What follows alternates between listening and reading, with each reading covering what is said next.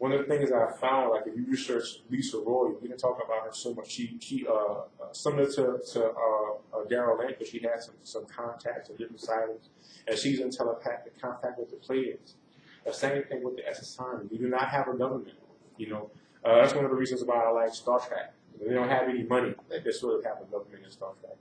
They don't have any money. They don't have any government. One of the ways that Bashar described it is they live their lives on their highest joy, on their highest excitement.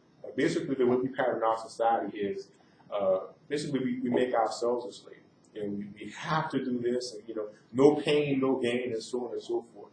They recognize that it is simply follow their highest joy, and they allow themselves to be the purest expression of who they can be at the highest level of their being.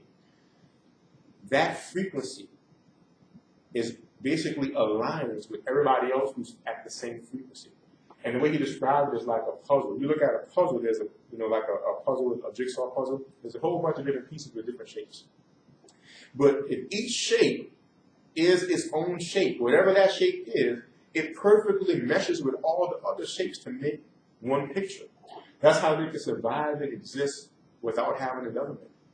By simply acknowledging the fact that because we all exist, we all mesh because we exist.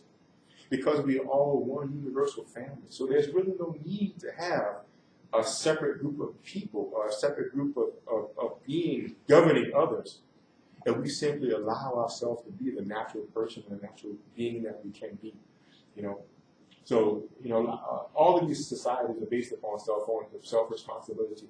And it's really necessary because all of that stuff, like for instance, right now I heard somebody talking about the elections earlier. All government really is irresponsibility. I mean, think about it. We have problems in the world, and we say what we're going to do is let's elect one person, or let's elect a small group of people, and they're going to handle it for us. Forget the fact that the last, I don't know how many since I've been alive, lied about everything they said they was going to do. You can go online and see the videos. Obama said he was going to do this and didn't do it, and so on and so forth. But let's elect them this time, and they're going to do it. And we're just going to go about our lives and watch movies and American Gladiator. And we're just going to let them do it.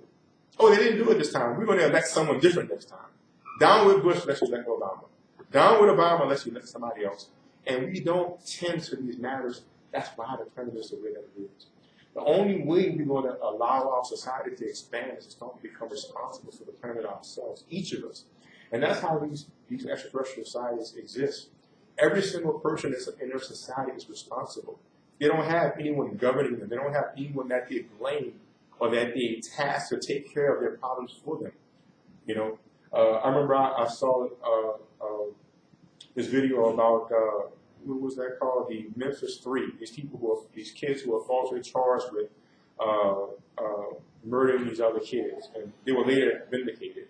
But one of the things that stuck in my mind was when they believed there was some kind of cult witchcraft thing, and the lady said, "Why didn't they tell me? They should have told me then." She said it was their responsibility to inform her about her own environment. I hear this over and over and over, especially as a bill collector. Our entire psyche has to change both in order to elevate our society into a society that we can actually have a free and peaceful society, and so we could actually interact with these beings on an equal basis. As long as we see them as some kind of deity, it's not going to work. We have to start to see ourselves in a more expanded way.